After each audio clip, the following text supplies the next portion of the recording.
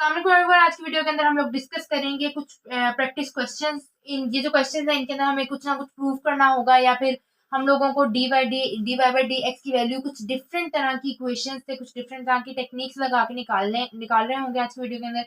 इससे पहले जो है वो हम लोगों ने question rule, power rule, product rule discuss किया था, कुछ बेसिक कॉन्सेप्ट डेरिवेटिव्स के डिस्कस किए थे। तो इन क्वेश्चंस पर आने से पहले ये आप लोगों के लिए बहुत ज्यादा इंपॉर्टेंट है कि आप उन क्वेश्चंस को प्रैक्टिस करें। तो स्टार्ट करते हैं हम आज के इस क्वेश्चन से। हमारे पास एक क्वेश्चन है, इसके अंदर इन्होंने हमें एक स्टेटमेंट दिया और हमें कहा है कि हम लोगों ने जो है वो डेरिवेटिव फाइंड करना है और डेरिवेटिव को इसके इक्वल प्रूफ करना है। ठीक है, तो अब हम स्टार्ट करते हैं। सबसे पहले काम जो हमें करना है इस इक्वेशन के अंदर वो है डेरिवेटिव लेना। ठीक है, तो हम जब डेरिवेटिव लेंगे तो वो किस तरह से आ जाएगा। अब हम इसके ऊपर लगाएंगे पावर रूल एक्स की पावर 4 के ऊपर। तो जो भी हमारे पास पावर होती है वो बाहर और उसके पावर में से एक कम वेरिएबल सेम, यहाँ पे भी सेम वही सीन होगा। इसके अंदर x आ जाएगा प्लस ये क्या हो जाएगा, 0 हो जाएगा। राइट, अब देखें, अब आपको आपके पास जो क्वेश्चन आया है वो सॉरी आपके पास जो आंसर आया है d y by d x का वो आया है ये, लेकिन आपको बनाना है ये। इसका क्या मतलब हुआ कि आपको कुछ इस तरह से ये फॉर्म बनानी है कि हमारे पास y की वैल्यू आ जाए। राइट, हम लोग क्या करेंगे कि हम लोग जो है देखें, सबसे पहले इस इक्वेशन के अंदर 4x है, तो हम लोग इसमें से 4x कॉमन ले लेंगे। हमने 4x कॉमन ले लिया, अब हमारे पास क्या बचा है, एक्स स्क्वायर प्लस 1 बचा है। राइट, अब अगर मैं आपको कहूं कि हम लोग कुछ इस तरह से करते हैं कि हमारे पास जो है यहाँ पर हमें चाहिए y। ठीक है, तो हमारे पास जो y की वैल्यू है वो है x की power 4 plus 2x square plus 2। Right, ये है हमारे पास y की वैल्यू। तो हम लोग मैं अब आपको कहती हूँ हम लोग इस तरह से करते हैं कि हमें स्क्वायर चाहिए। राइट, x की पावर 4 है हाईएस्ट और यहाँ पे x की पावर 2 है। तो अगर मैं इस पूरी इक्वेशन सिर्फ इस टर्म का स्क्वायर ले लूंगी तो इसकी पावर 4 हो जाएगी। तो अब मैं जो है वो इसका स्क्वायर ले लूंगी। लेकिन आपको पता है कि मैथमेटिक्स के रूल के अंदर अगर एक हम चीज ऐड कर रहे हैं तो हमें वही चीज सब्सट्रैक्ट भी करनी पड़ती है, अगर एक चीज मल्टीप्लाई कर रहे हैं तो वही चीज हमें डिवाइड भी करनी पड़ती है। बिल्कुल इसी तरह से अगर एक चीज का हम स्क्वायर ले रहे हैं तो हमें साथ उसका स्क्वायर रूट भी लेना पड़ता है। ठीक है, ये रूल है। अब अगर मैंने यहाँ पे स्क्वायर लिया तो मैं इसका स्क्वायर रूट भी लूंगी। अब हम लोगों ने जो है वो आगे मूव करना है। देखें, आपके पास पहली टर्म 4x आ गया, उसके बाद यहाँ पे स्क्वायर रूट मेंशन था तो वो भी स्क्वायर रूट भी आ गया। अब अंदर आपके पास क्या वैल्यूज आई हैं, एक्स स्क्वायर प्लस 1 का स्क्वायर। राइट, ये वैल्यूज आ गई हैं। अब मैं इस तरह से करती हूँ कि जो है ना मैं इनको खोल लेती हूँ, मतलब इस फॉर्मूले को ओपन कर लेती हूँ। ठीक है, अब मैं इस फॉर्मूले को इसलिए ओपन करूंगी ताकि मेरे पास y की कोई ना कोई वैल्यू आ जाए। वो आ जाएगी एक्स की power 4 plus 2x square plus 1। ये हमारे पास जो है वो वैल्यू आ जाएगी। ठीक है, अब जो है वो देखो यहाँ पर अब हमारे पास है 1, यहाँ पे क्या है 2। अब हमें जो है मैं इस पूरी इक्वेशन को y की इक्वल तब लिख सकती हूँ ना जब इसके जो ओरिजिनल हमें गिवन इक्वेशन थी वो y की इक्वल आए भी। तो मैं क्या करूंगी, अब मुझे इस 1 को बनाना है 2, तो मैं 1 से प्लस भी कर दूंगी माइनस भी कर दूंगी। तो 4x, अब हमारे पास क्या हो जाएगा, x की पावर 4 प्लस 2x स्क्वायर। अगर मैंने प्लस 1 किया है तो साथ में -1 भी करूंगी, -1 हो गया। उसके बाद क्या होगा, 4x अंडर रूट एक्स की पावर 4 प्लस 2x स्क्वायर, ये प्लस 2 हो जाएगा और ये क्या हो गया, -1। अब अगर आप देखें तो आपके पास ये आ गया। ठीक है, मतलब आपके पास जो है वो 4x की फॉर्म आ गई। उसके बाद आपको अगर एक स्क्वायर रूट चाहिए था यहाँ पे तो यहाँ पे भी एक स्क्वायर रूट आ गया है। यहाँ पर -1 चाहिए था तो यहाँ पे भी -1 आ गया है। अब अगर आप इस इक्वेशन को गौर से देखें तो जो ये इक्वेशन आपके पास है ये हमारे पास y की ओरिजिनल वैल्यू के इक्वल आती है। ठीक है, तो अब मैं इसको लिख सकती हूँ 4x is equal to Y -1। और मैं इसको फॉर एग्जाम्पल अगर मैं इस इक्वेशन को नाम देती हूँ 1 का, तो यहाँ पे हमारे पास क्या आ जाएगा, यूजिंग 1। तो ये हमारे पास था जो क्वेश्चन था। देखें, पहले भी मैंने आप लोगों को बताया था कि अगर आप लोग स्टेप बाय स्टेप प्रोसीजर्स को लेकर चलेंगे तो आप लोगों के लिए क्वेश्चन सॉल्व करना बहुत आसान होगा। अब देखिए मैंने सिर्फ क्या किया, सबसे पहले मुझे पता चला कि इक्वेशन के अंदर क्या लेना है, डेरिवेटिव लेना है, तो मैंने डेरिवेटिव ले लिया। अब डेरिवेटिव का कोई ना कोई आंसर आया तो मुझे पता है उसमें से 4x कॉमन आ रहा है, तो अगर मेरे पास पहले आ रहा है तो मैं उसको ले लूंगी। मतलब वो पॉसिबिलिटीज जो मेरे पास आती जा रही है मैं उनको सॉल्व करके स्टेप बाय स्टेप उन चीजों को कंपेयर करके इक्वल सेम करती जाऊंगी। बस हम लोगों ने इसके अंदर यही काम करना होता है। इसके बाद जो है वो हम नेक्स्ट क्वेश्चन की तरफ मूव करते हैं। नेक्स्ट क्वेश्चन हमारे पास क्या है, देखें। अब ये जो नेक्स्ट क्वेश्चन है ये थोड़ा डिफरेंट तरीके से आपसे पूछा गया है, बात सेम ही है।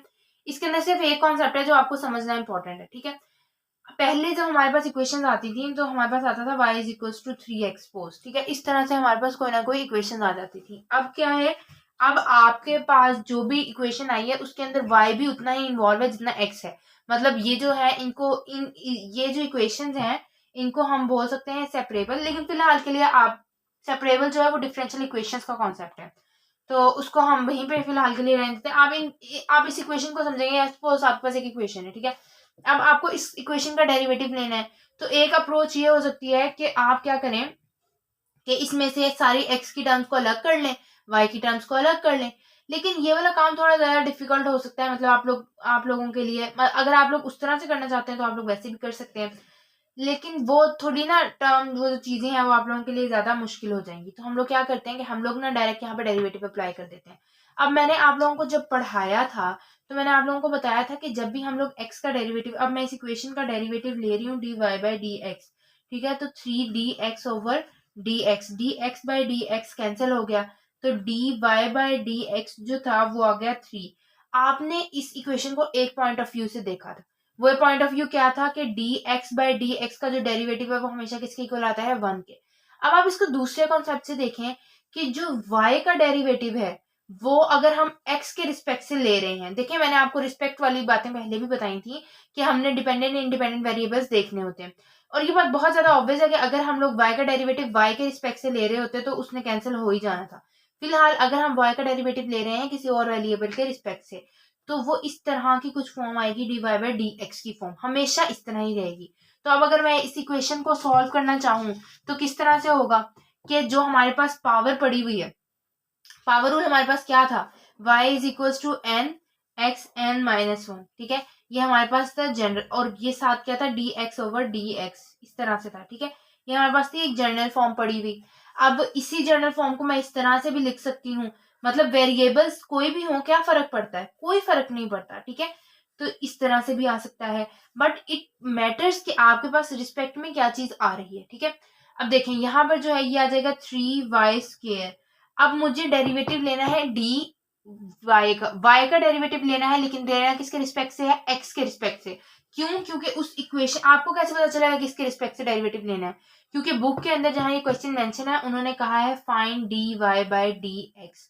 अगर उन्होंने हमें कहा होता d x by d y तो हम लोग y के रिस्पेक्ट से डेरिवेटिव ले रहे होते। फिलहाल जो है वो हम इसके रिस्पेक्ट से डेरिवेटिव क्यों ले रहे हैं, क्यों, क्योंकि हमें उन्होंने कहा हुआ है कि dy by d x, x के रिस्पेक्ट से, मतलब नीचे वाले से पता चलता है किसके रिस्पेक्ट से डेरिवेटिव लेना है, तो एक्स के रिस्पेक्ट से लेते हैं। तो अब अगर मैं इसको थोड़ा सा यहाँ पे करके लिखूं, -2xy² प्लस x2y प्लस 3x is equal to 0, right, तो ये क्या हो जाएगा 3y²। अब जो है टर्म के अलावा वाले का डेरिवेटिव लेते होते हैं ना हम, जिस तरह मैंने ये लिखा कि टर्म के अलावा वाले का डेरिवेटिव लेते हैं, तो टर्म के अलावा वाले का डेरिवेटिव ले लेते हैं हम, लेकिन यहाँ पर तो मेरे पास रिस्पेक्ट मैंने सेम कर लिया था ना, यहाँ पर हमारा विद रिस्पेक्ट डिफरेंट है। क्यों, क्योंकि मुझे y का डेरिवेटिव लेना है, लेकिन लेना किस हिसाब से है, विद रिस्पेक्ट टू x, ठीक है। ये जो है अब इस इक्वेशन के ऊपर क्या होगा, वैसे आप लोगों को इस क्वेश्चन का आंसर देना चाहिए कि इस इक्वेशन के ऊपर क्या होगा, इस इक्वेशन के ऊपर हमारे पास प्रोडक्ट रूल लगेगा। क्यों, क्योंकि हमारे पास दो डिफरेंट फंक्शंस पड़े हुए हैं। अब हम लोग क्या करेंगे, 2 तो बाहर आ जाएगा एज इट इज, क्योंकि वो कांस्टेंट है। अब अगर हमें x का derivative x same as it is d over d x y², right, plus अब y² as it is d over d x और x का डेरिवेटिव, सही। और उसके बाद जो नेक्स्ट हम लोग करेंगे, अब हम लोग इसी टर्म का सेम इस तरह से डेरिवेटिव ले लेंगे। अगर आप लोगों को प्रोडक्ट रूल नहीं याद तो आप लोगों की वो उसके लिए लिख देती हूँ आसानी के लिए, कि अगर हमारे पास दो फंक्शंस डिफरेंट पड़े होते हैं तो y का डेरिवेटिव किस तरह से आता है कि पहला फंक्शन सेम दूसरे का डेरिवेटिव प्लस दूसरा फंक्शन सेम पहले का डेरिवेटिव।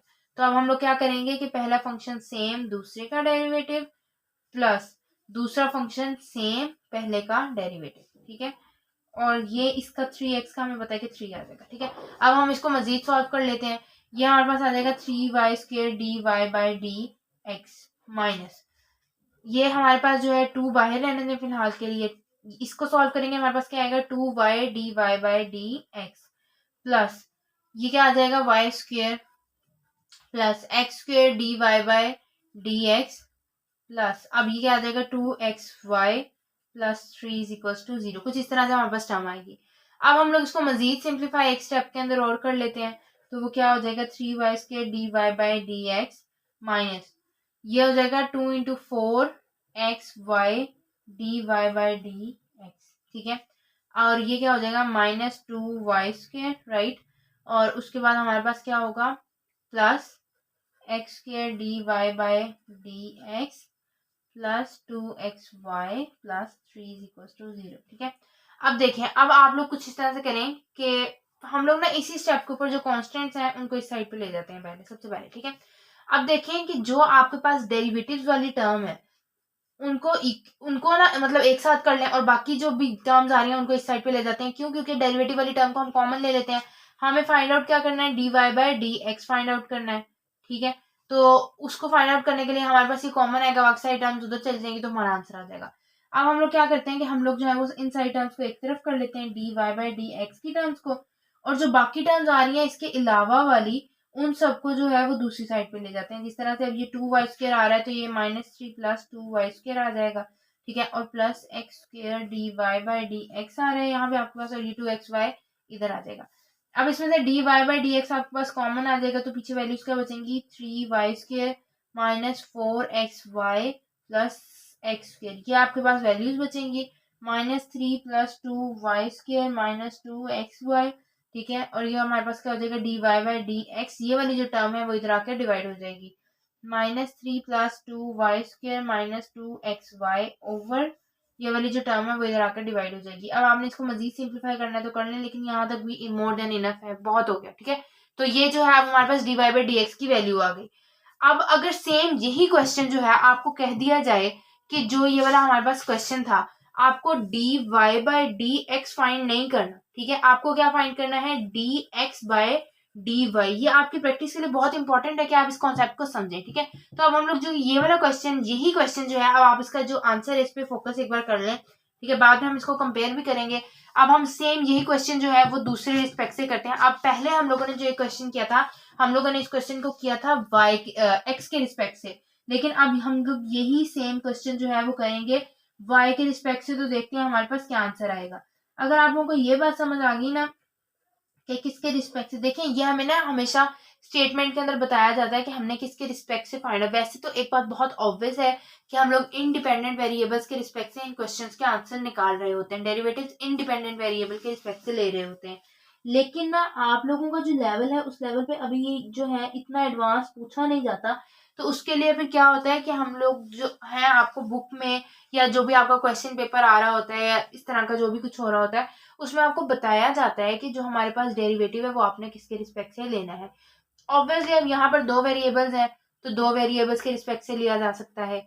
एक बार x के रिस्पेक्ट से लिया जा सकता है, एक बार y के रिस्पेक्ट से लिया जा सकता है। अब हम लोगों ने x वाला ले लिया है, अब हम लोग y के रिस्पेक्ट से लेके देखेंगे। हम जब y के रिस्पेक्ट से लेके देखेंगे तो देखिएगा कि आंसर कितना डिफरेंट आएगा। देखें ये आ जाएगा हमारे पास 3, ठीक है। और 3 के बाद हमारे पास क्या आएगा, y², वही पावर रूल लगेगा। इसके बाद अब हमारे पास क्या आ रहा है dy/dy। सिर्फ ये मैंने आपको ना थोड़ा इलेबोरेट करने के लिए dy/dy लिख दिया है। इसके ऊपर फिर से एक बार प्रोडक्ट रूल लगेगा। पहला फंक्शन सेम, दूसरे वाले का डेरिवेटिव, ये y² है, प्लस दूसरा फंक्शन सेम, पहले वाले का डेरिवेटिव, राइट। फिर पहला फंक्शन सेम, दूसरे वाले का डेरिवेटिव, फिर दूसरा फंक्शन सेम, पहले वाले का डेरिवेटिव, ठीक हो गया। प्लस 3dx, ओहो हम इसको थोड़ा फिर चेंज कर गए। ये हमारे पास क्या था, नीचे y था, ठीक है। और हमने मतलब y के रिस्पेक्ट से y के रिस्पेक्ट से हमें वैल्यूज लेनी थी, वो अब हम यूज टू हो गए ना x x x x करके। तो अब ये देखें कि ये x और ये y के रिस्पेक्ट से आ गई वैल्यूज, ठीक है।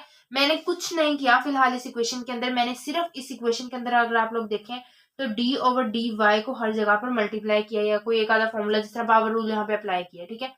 तो अब देखें ये मेरे पास आ गया 3y² dy/dy कैंसिल, -2 इंटू, अब इसको फिर मैं पावर रूल अप्लाई करूंगी तो ये मेरे पास आएगा 2xy dy/dx dy/dy, चलिए लिख ही देते हैं। उसके बाद हमारे पास आ जाएगा y² dx/dy, ऐसे ही रहेगा, प्लस अब ये x² है, ये dy/dy कैंसिल, राइट, ऐसे ही हो रहा है ना, हाँ जी। और उसके बाद जो है नेक्स्ट हमारे पास क्या आएगा 2xy dx/dy प्लस 3dx/dy, ठीक है। अब जो y के रिस्पेक्ट से आ रहा है, मैं एक्सपेक्ट कर रही हूँ कि आप लोगों को बात समझ आ रही होगी। देखें हम लोग जब पावर रूल लगाते हैं, प्रोडक्ट रूल लगाते हैं, कोई भी लगाते हैं, तो ये स्पेसिफिक नहीं होता कि आपने सिर्फ एक्स वाली टर्म्स के ऊपर ही लगाना है, आप वाई वाली टर्म्स के ऊपर भी लगा सकते हैं, जिस तरह मैंने प्रोडक्ट रूल वाई की टर्म के ऊपर भी लगाया। हाँ, लेकिन अगर मेरे पास मैं with respect to x derivative ले रही हूँ और मेरे पास वाई पड़ा हुआ है, तो मेरे पास जो इसका डेरिवेटिव आएगा वो क्या आएगा, d y by d x. ठीक है, अब अगर मैं यहाँ पर मैंने विद रिस्पेक्ट टू एक्स लिया था, अब अगर मैं विद रिस्पेक्ट टू एक्स ले रही हूँ, ठीक है, तो ये मेरे पास क्या आ जाएगा, विद रिस्पेक्ट टू एक्स ले लिया था ना, अब विद रिस्पेक्ट टू वाई ले रही हूँ तो वो मेरे पास क्या आएगा, d y by d y is equal to 1। बस ये इतना सा कॉन्सेप्ट है जो आपको समझने की जरूरत है। ठीक है, अब देखें, इसको हम मजीद सिंप्लीफाई करेंगे तो वो किस तरह से होगा, -4xy, ये dy dy से cancel, -2y² dx by dy, ठीक है, plus x² plus 2xy dx dy is plus 3dx dy। ठीक है, अब हम लोगों ने सेम वही स्टेप करना है कि dx वाली टर्म्स को इकट्ठे कर लें, y वाली टर्म्स को उधर ले जाएं, सॉरी dx बाई dy वाली टर्म्स को इकट्ठा करना है, और उसके अलावा जितनी भी टर्म्स होंगी वो सारी आपने दूसरी साइड पे ले जानी है। एक हमारे पास ये टर्म है, अगर मैं इसको डायरेक्ट कॉमन लेना चाहूँ तो ये आएगा मेरे पास -2y, एक मेरे पास है ये टर्म, इसके अंदर से मैं निकाल लूँ तो वो मेरे पास बचेगा +2xy, इसमें से निकाल लूँ तो वो क्या बचेगा, +3। ठीक है, इज इक्वल्स टू, अब जो बाकी टर्म्स बचेंगे जिस तरह -3y² है, ये आ गया +4xy। ठीक है, ये हमने ले लिया था -x² आया। ठीक है, अच्छा, उसके बाद जो नेक्स्ट हम लोगों ने इस सॉरी ये नहीं होगा, यह हो गया हमारे पास। अब हम लोगों ने dx ओवर dy निकालना था। ठीक है, तो अब इसकी वैल्यू क्या आएगी, -3y² plus 4xy minus x² over, अब ये वाली टर्म इधर आकर डिवाइड हो जाएगी, 2y² प्लस 2xy प्लस 3। ठीक है, तो ये आपके पास जो है वो आया है इसका फाइनल आंसर। अब जो आप इस आंसर को, एक हमारे पास ये आंसर आया था, चलिए मैं इसको यहाँ पर लिख ही देती हूँ लिख करके, एक हमारे पास ये आंसर आया है, ये है हमारे पास dxy dy का, एक आंसर हमारे पास आया था dy बाई dx का। ठीक है, तो वो आंसर मेरे पास क्या था, -3 प्लस 2y² माइनस 2xy।